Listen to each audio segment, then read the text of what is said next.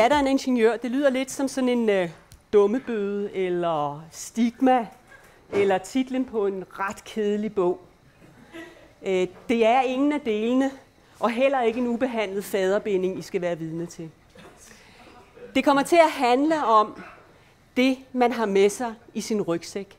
Det, man får igennem livet af egne eller familiemedlemmer, eller dem, man møder.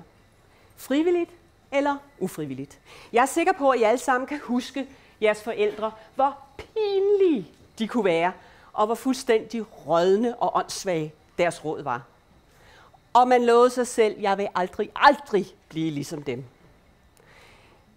Nu er jeg nået en alder, hvor jeg flere gange, ikke om dagen, men måske om måneden, siger til mig selv, au, det var min mor, eller det siger min far også altid.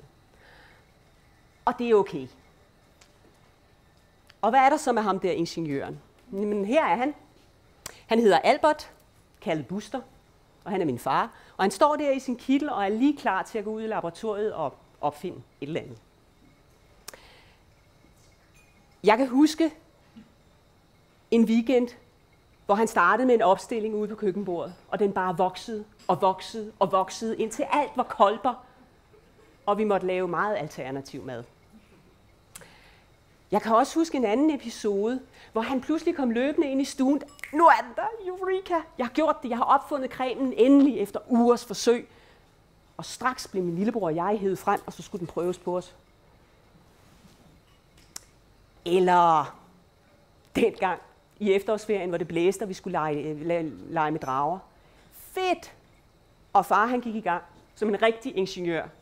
Tegn, fortælle, modeller, og da efterårsferien var slut, så var der stadig ingen drage.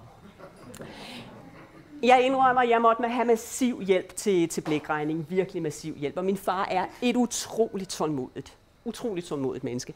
Jeg synes jo, det var helt okay at gætte sig til resultatet. Det var i hvert fald lidt nemmere, end at sidde og regne det ud. Hvis ikke jeg vidste bedre, så ville jeg tro, at de to havde talt sammen. Det har de ikke. Fordi det der med detaljer. Hver gang jeg ikke havde styr på mine enheder, så kom det 2,5. Hvad? Suppekvist, høvlebænk, tinsoldat. Og jeg er okay, gram, detaljer. Eller molekylesættet, som jeg egentlig ikke måtte lege med, fordi det var lidt dyrt. Men hold nu op, det her med at sidde og sætte ting og sager sammen med små fjeder.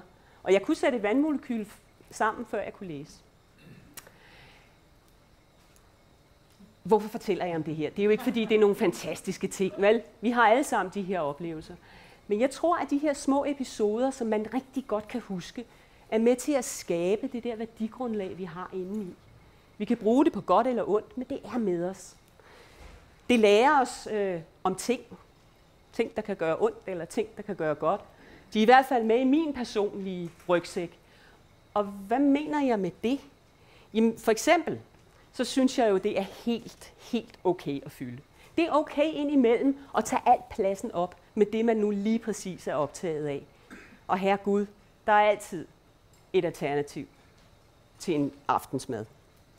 Jeg synes også, at det her med helt ærligt og inderligt at glæde sig over sin succes, helt uden skam, også selvom det bare er en banal fugtighedscreme, virkelig er værdifuldt. Det er okay. Der er så også noget andet. Det der med dragen, ikke? Nogle gange så er det altså okay at få sine ting ud at flyve, før de er 110% klar og færdige. Om ikke andet, så bare for at glæde sine børn. Det behøver ikke være så perfekt. Og suppekvist, høvlebænk, tinsoldat, jamen det handler om at være klar. Klar i mailet og klar over, hvad det er, man vil sige, hvad man mener.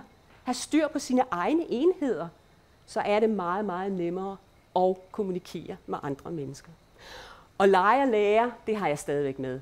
Jeg synes stadigvæk, det er dødsjovt at sætte ting og sager sammen. Se det store i det små, og det små i det store. Og ja, så mangler der et brintatom ind imellem, men herregud. Så alt det her, det har jeg med. Det er min basis, som jeg tager med mig, har med i tasken, som jeg kan bruge på godt og ondt, og som hele tiden på en eller anden måde alligevel skifter lidt substans, alt efter hvem det nu er, jeg møder, og hvilken situation jeg nu er i. Så datter af en ingeniør, det er ikke så særligt, men det er særligt, at kunne have lov til at have det med, og det er særligt at kunne have lov til stadigvæk at være passioneret, også over de små ting. Tak skal I have.